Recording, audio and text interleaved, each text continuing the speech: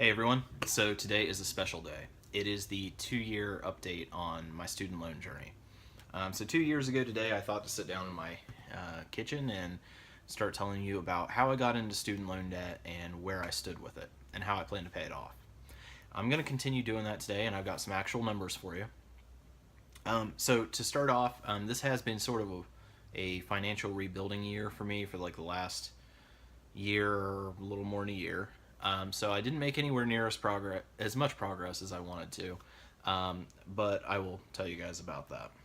So, starting out in July 9th last year, 2016, I had a total student loan debt balance of $173,000, $173,416.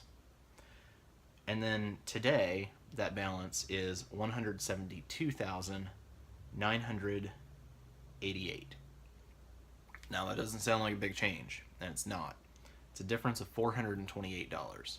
So I did pay off that much during this year. But while that doesn't sound like a huge difference, I'm still not that discouraged. And let me tell you why. So there are some reasons why this wasn't as big of a change as it should have been year to year. First of all, to pay off that $428, I paid $527.11. So the difference in that was taken up in interest. And now that $527.11 does not count my cosigner's payments. Now, my cosigner stopped making payments in April, so there was only January, February, March, and April of this year that those payments were made, and then I took those over. So, obviously, I'm saying I spent $527. In another year out from here, I'm paying way more each month, so obviously I will have put a lot more payment toward that. So here are some reasons why the difference is not as much as I thought it would be. First of all, my cosigner stopped paying in April, and also in April, that was when my 1-year payment plan with Navient and the rate reduction plan ended. Now, there has been some miscommunication and confusion with me and Navient about what exactly my payment amount is, when exactly it is due, and then somehow there was like a month, like they just didn't charge me for a month, and I don't really understand that.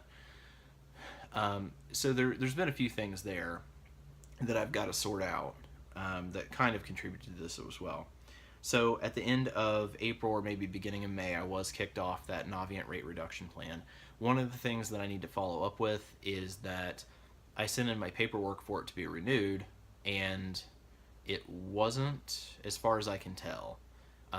The payment, well, like I said, they still haven't given me a solid payment amount, but what I paid last month was $10 more than my previous one, but the interest rates went up.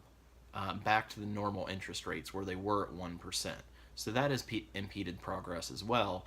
And if I can call them and say, hey, I sent in my paperwork 3 or 4 months ago, are you going to approve me for this program or not? If they do, then getting that interest rate back down to 1% will help again. And the final thing is, I am now paying on my federal loans. I only have 2 of those left. There's one small one that's about $2,700.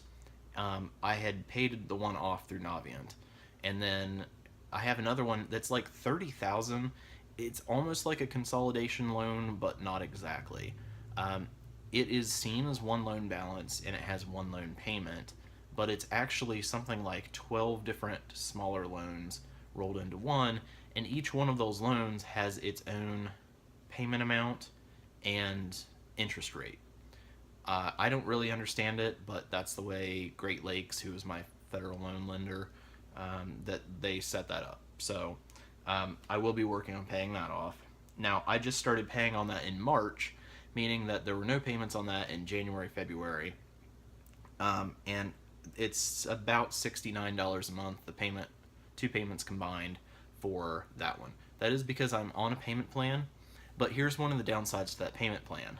While I am actually paying now, and that'll go toward, next year when we review this, I'll have all these payments to show for the year, the payments that I'm required to make on this income-based repayment program do not actually take care of the interest. So month over month for the past 2 or 3 months, the it is actually increased in balance by about $30. So obviously that's something I want to get ahead of, and I'm hoping to. I've got a few things planned to do that, but yeah, it's like, well, I'm paying it, but it's still increasing. So next year, in a year from today, I will make another video. I will have another video up showing you guys what all I've done in the next year. And I have reason to be optimistic that there's going to be a lot more to next year than there was this year. Number one, I'm going to try to get back on that rate reduction plan and find out, why they're stalling on that. The second thing is I am now paying $359 per month. That is the increased Navient payment to whatever they had me pay last year, plus the $69 approximate per month for the 2 federal loans. So before I paid $527.11 in the entire year. Now I'm paying $359 a month, and times 12. Well, that's like $4,000. So now the other thing is I actually have a snowball amount that I have not been making payments for. And what I mean is that first student loan that I paid off in June of last year, I had been paying $75 a month on that. So that $75 is supposed to be going toward the $17,000 Navient loan. But the last few months, I've not been able to make that payment. So I have it written down. I have a snowball budget on my computer. I know once I get my finances in order, get a new job, am able to pay all my minimum payments, that $75 is going to go toward that. So that's going to be on top of the $359. So I'm actually going to be paying $429 or something like that. I can't math in my head, but $429 per month, and that means that I'm going to be paying per month almost as much as I paid in the entire last year. Now, that leaves me with two to-do items. Number one, contact Navient, see if I can get it back on that plan, maybe lower the payment a little bit, maybe get the interest rate knocked back down. And the second thing is, and I got some criticism in my last video about this, and I think that that's completely unjustified, but I am going to be getting a second job. Now, I mentioned this before, and you guys know I'm looking for a new primary job, but I've been doing that for months. I unfortunately don't have any prospects for that, but I'm going to keep working on that. But I'm going to be getting a second job. I have every Sunday and Monday off currently, and I want to get a job where I can just work on Sundays, so that I have my Mondays free for doctor's appointments, meetings, go to things while they're open. But on Sundays, I don't want to work the extra hours, but I'm going to because I want the money. And the money that I get from that job is going to go toward two things. It's going to go toward extra payments on my debt, but it's also going to go toward getting things that I need, like money to fix my car, or money to fix my computer so that it works. And I'm on that month, where I have like $28 a month added to my cell phone bill to pay off my phone. Well, I might pay off my phone early. That's not a huge priority because there's no interest or anything on it. I just don't like owing money. But that's what I'm going to try to do. I don't know how that's going to work out. And the reason I've been putting it off is I am now kind of, sort of, technically my mom's legal guardian. And I've been going through a lot of court stuff with her. So all of my free time after work is done working on stuff for her. And I need to leave my days open so that I can work on stuff for her that needs to be sent to the court, or things that she needs taken care of. But I'm hoping that we've got a hearing coming up and I've got a lawyer involved. I'm hoping that a little bit of that responsibility is going to be taken off of me soon, and that mom's going to be able to do it for herself, and that I will be able to then take that time that I've been spending, or at least a day of that time that I've been spending on her, and spend it on doing something. And I'm not sure what I'm going to do. I've looked at distribution centers. I've looked at driving for Uber. Um, there's quite a few different things that you could do in Columbus, and I want to get something that's worth my time. That if I'm going to take 8 to 10 hours on a day off, that it's worth doing that. So it's not something that's going to pay minimum wage, right? That I'm actually going to be able to get ahead a little bit by doing this.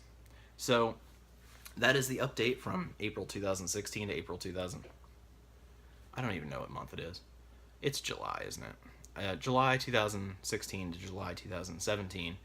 And next year, July 9th, expect again that we'll have another video up like this. If you want to follow along my journey to pay off my debt and my massive student loans, go ahead and click subscribe. Not only do I update you on my student loans, I do monthly spending reviews. I also do yearly updates of my credit card debt. And eventually, I will give you guys updates of how my net worth will be positive, and I'll be moving on to starting my business and leading a happy life.